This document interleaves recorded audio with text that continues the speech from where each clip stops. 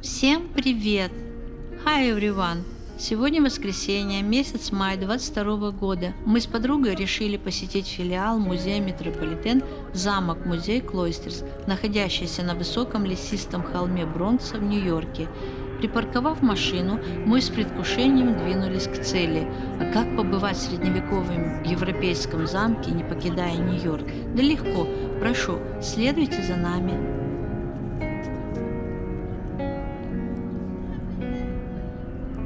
Затаив дыхание, открываем тяжелую деревянную входную дверь из крепких реек с петлями и задвижками. А перед тем, как войти в музей и окунуться в уникальное собрание средневековой культуры, нам вежливо предложили спрятать свой мейкап под маску. Как они строили, видишь?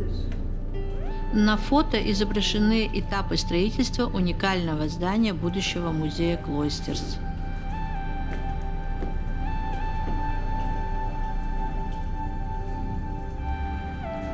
Построен замок по подобию монастырей средневековой Франции и Испании. Не раз такие замки-монастыри защищали монахов и других своих обитателей от нападения викингов и диких племен готов.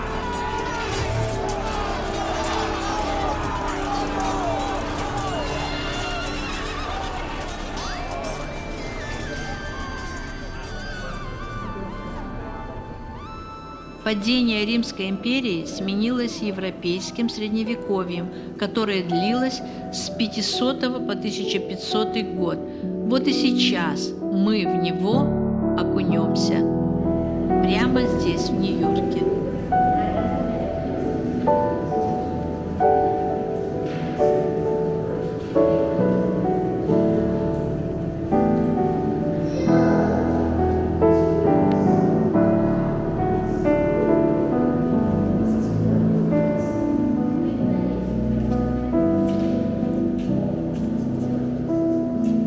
Этот зал называется романским или римским, раннее средневековье. На стенах зала фрески XIII века, в том числе лев и дракон, привезенные из заброшенного монастыря Сан-Педро в Бургасе.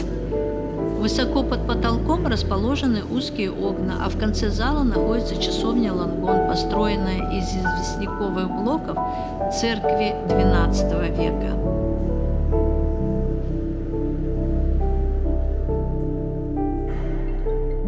Скульптура коленопреклоненного короля, песчаник XII век. Фигура воина облачена в кольчугу с длинными рукавами поверх туники и пояс с мечом в ножнах.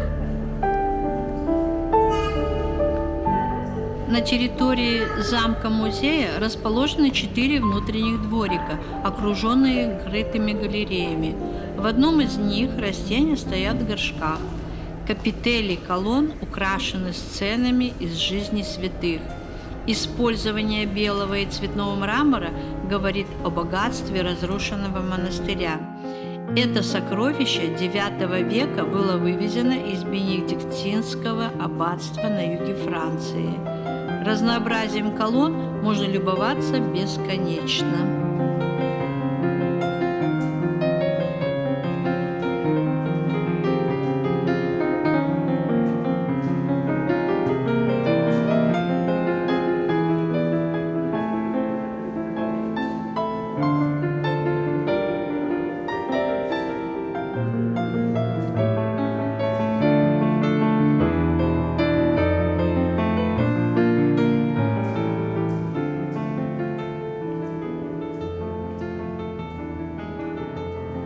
Перед нами зал ранней готики, представляющий XII-XIV века. Четверть фрагментов этой арки – оригинальные части разрушенного впоследствии французского аббатства. По бокам расположены статуи франкских королей почти в натуральную величину. Готический стиль удивительным образом сочетает мощь и величие внешних стен с богатством внутреннего убранства и витражей. Архитектура этого зала восхищает.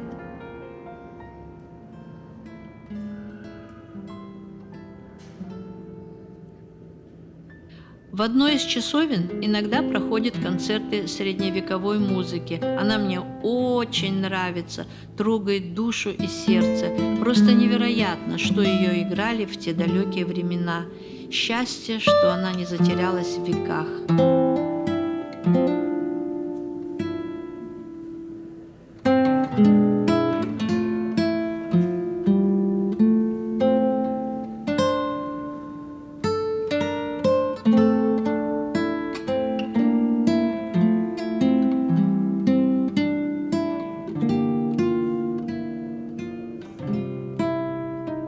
Романский стиль отличают округлые арки, массивные стены, маленькие окна и тяжелые ребристые своды. Это был зал собраний в аббатстве XII века, но в результате религиозных войн он был разрушен и приспособлен под конюшню, а позже продан, разобран и доставлен в Нью-Йорк. Здесь можно присесть отдохнуть.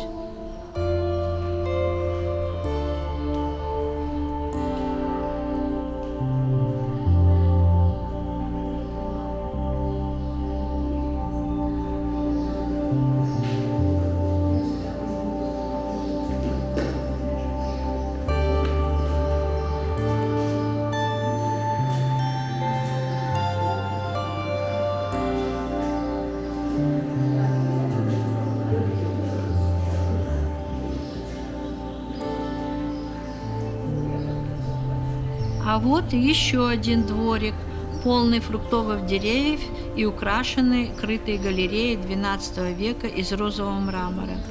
Колонны привезены из монастыря Сен-Мишель-де-Кукса во Франции. Капители украшены мифологическими фигурками.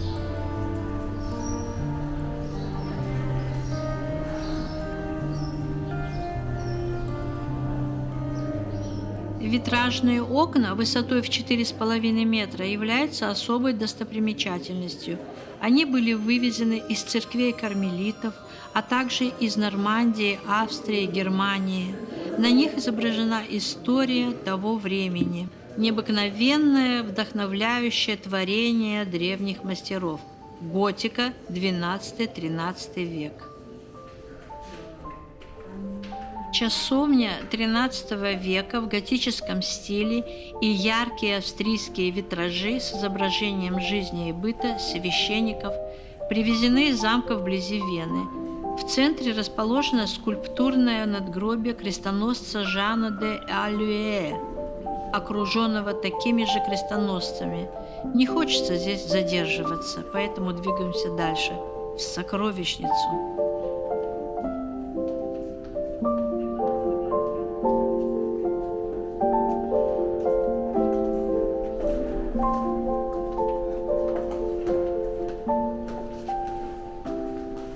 Апостольские ложки, серебро с частичной позолотой, 1470 год. На ручке изображен один из апостолов. Подобные ложки состоятельные крестные родители дарили новорожденному ребенку.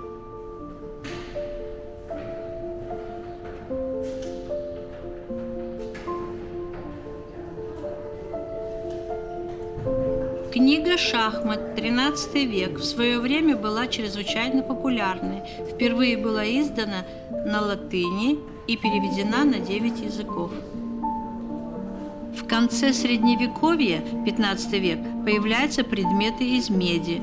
Здесь собраны предметы обихода и личные вещи людей зажиточных. Более 5000 экспонатов, датируемых в основном XII-XV веком. Среди них витражи, поделки из металла, золота, слоновой кости, а также гобелены.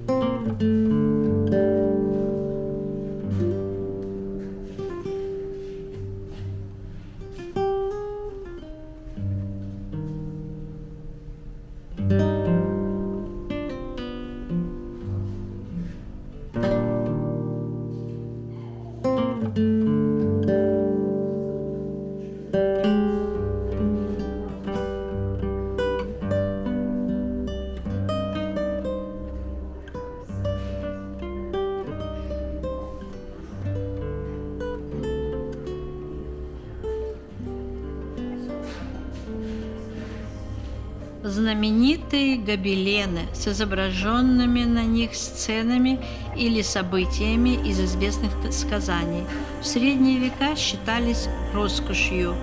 Во время викингов женщины в основном ткали, пряли, чесали шерсть. Одним из творений Средневековья были гобелены с популярными сюжетами охоты и других приключенческих историй.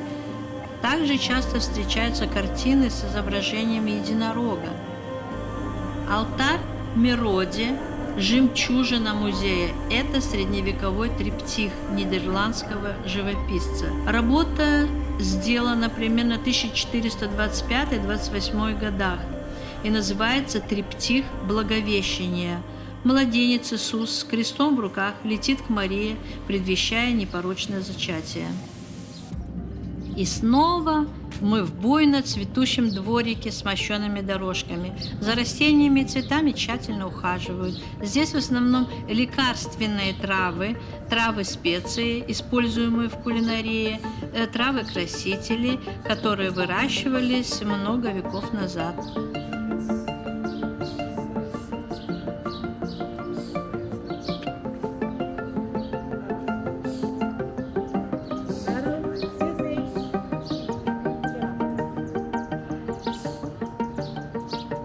Вот мы и посмотрели все 9 залов музея с редкими и ценными экспонатами.